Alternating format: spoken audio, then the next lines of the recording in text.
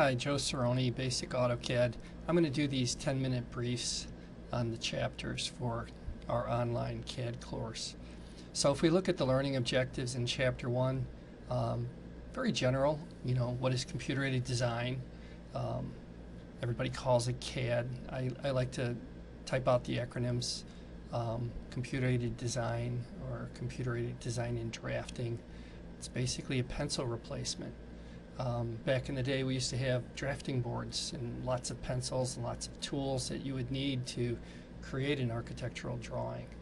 Nowadays, we just model them. And so, for example, in Module 2, we'll be doing a basic space planning exercise with a conference room. These are just basic layout type drawings. So a lot of our work is two-dimensional. AutoCAD pretty much rules that area. Three-dimensional models are good with AutoCAD, but there's other tools that are more powerful. I do like AutoCAD for it though, because I'll do things like I'll take architectural layouts like this for the Skokie campus, and you can do a lot of space planning ideas and see how things are going to look prior to spending any money on materials. And AutoCAD does a great job with that. You have these different visual styles that you can toggle through.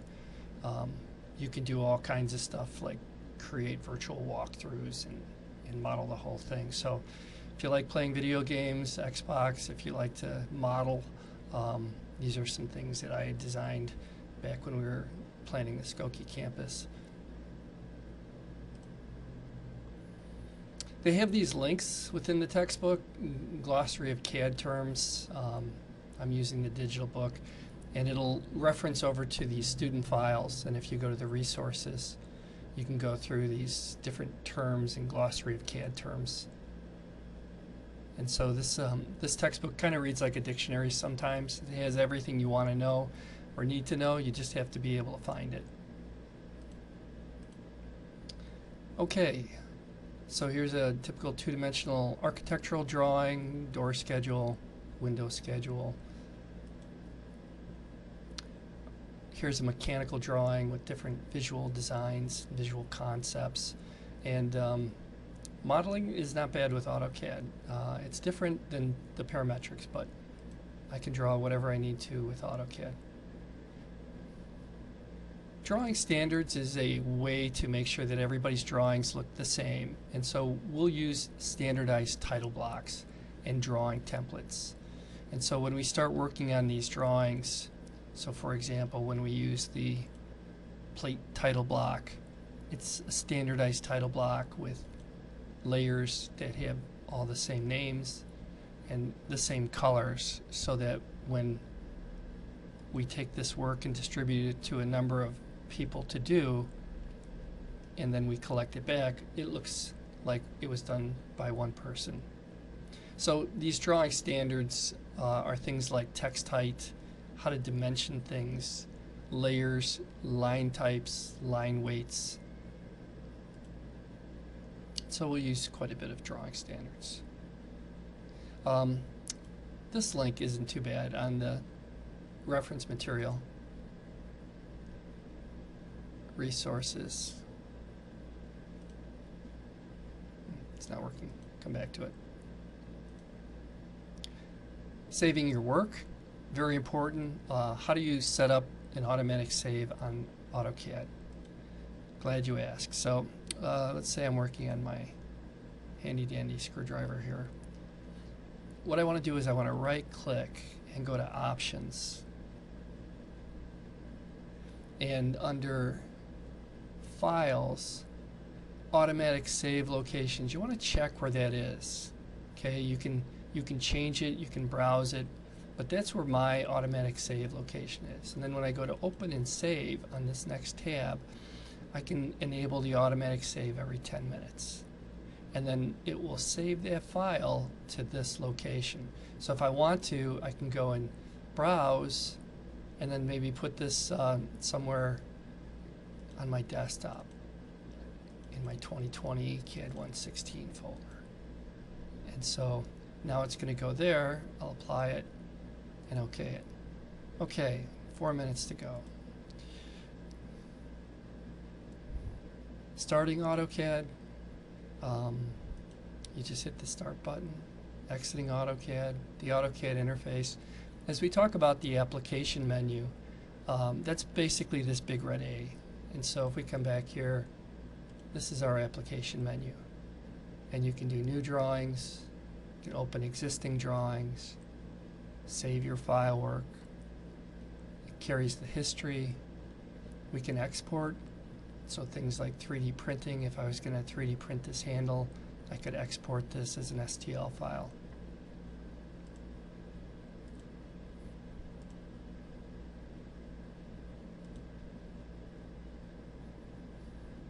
The Start tab is just basically what you see when we start AutoCAD. Workspaces is worth a talk. Workspaces allows you to customize your basically your drafting board. And so when I select the workspace, what I would be doing would be to be able to toggle, let's say, between two-dimensional and three-dimensional. And so if I come over here and I click this button and I go to three-dimensional modeling, I have a different ribbon. And you work this ribbon with these different tabs. And they group the commands like surfacing and meshing on these different tabs. If I wanted to create a ball, I could go and grab a sphere and then just click here. And unfortunately, this layer is not on. I do believe that's the problem. Yes.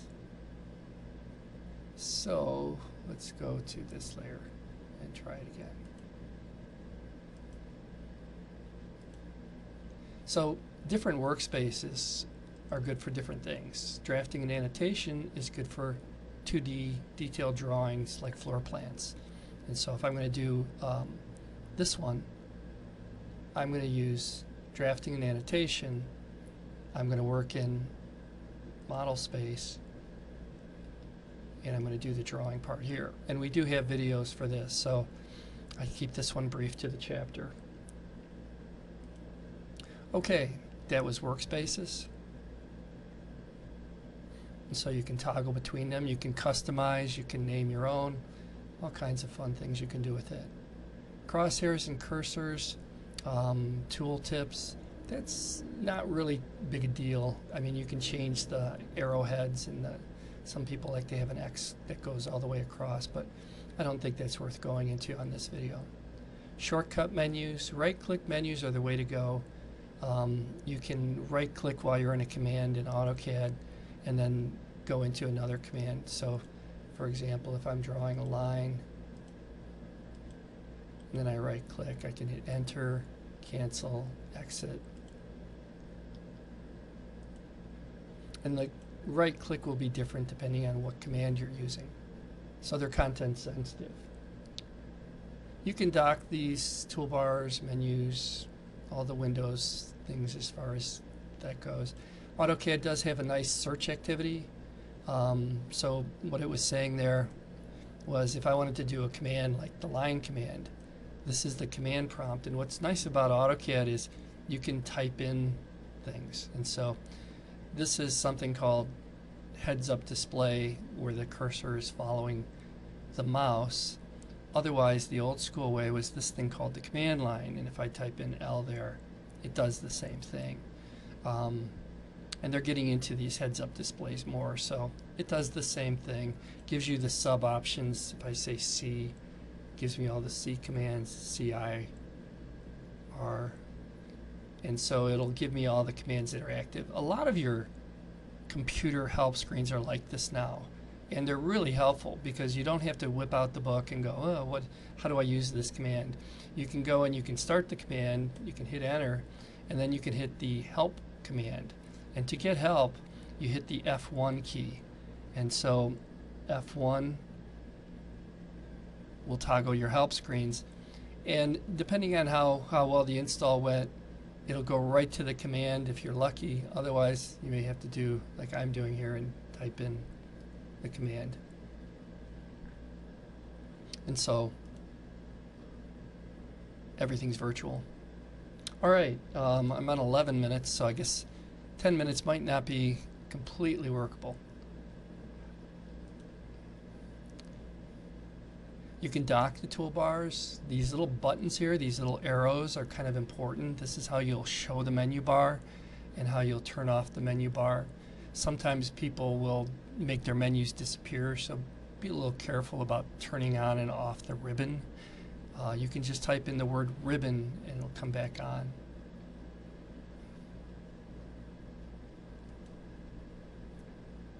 Palettes are just another way of accessing the commands. And so, for example, if I was here on this one and I had a palette, I could show my menu bar, tools, toolbars, AutoCAD, and palettes. Excuse me, tools, palettes.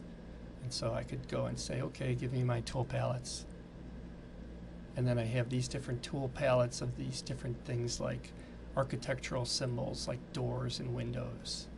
And so as you get more into the CAD system, we'll show you how these things work. Right now we're just talking about the interface.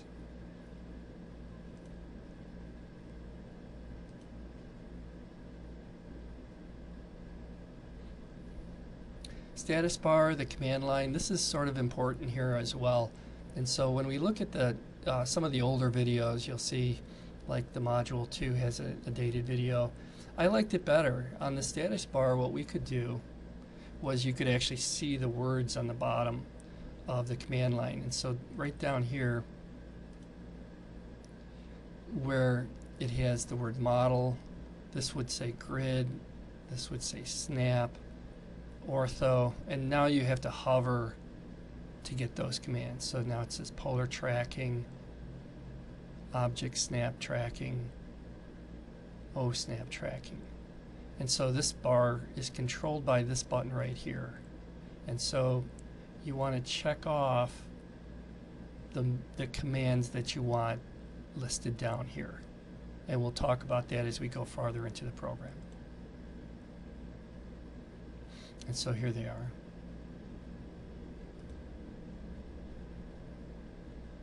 Dialog boxes, just more Windows things.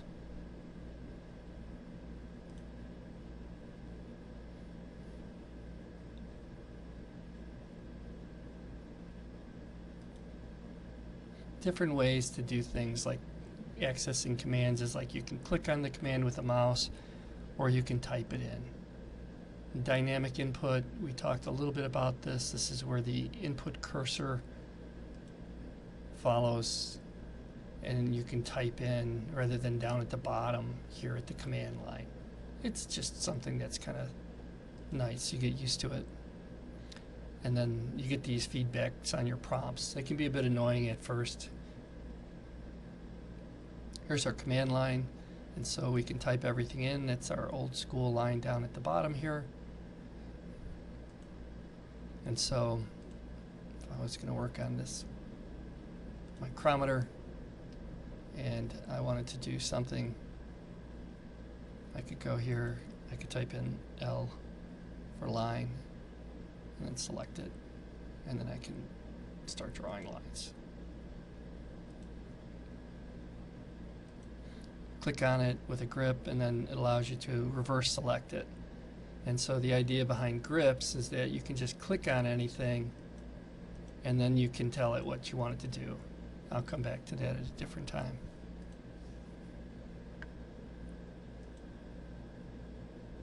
And then you can see the commands. They're showing how to use the fillet command.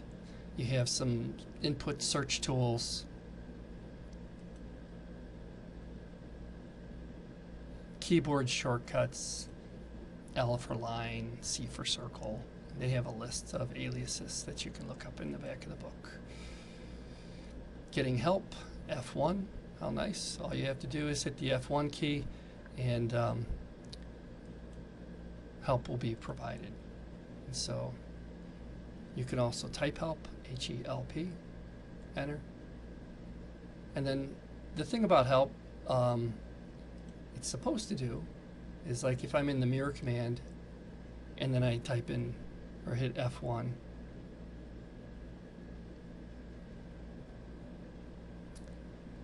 Nope, it's not quite hitting it. It would be nice if it just went into the mirror command, but my configuration. And I can go here, mirror. And so that's one way to pick that up. Another way is to watch these videos. This is about the end of it. Looks like it's going to be a 16-minute video. Chapter review questions are optional. And that's our quick recap on Chapter 1.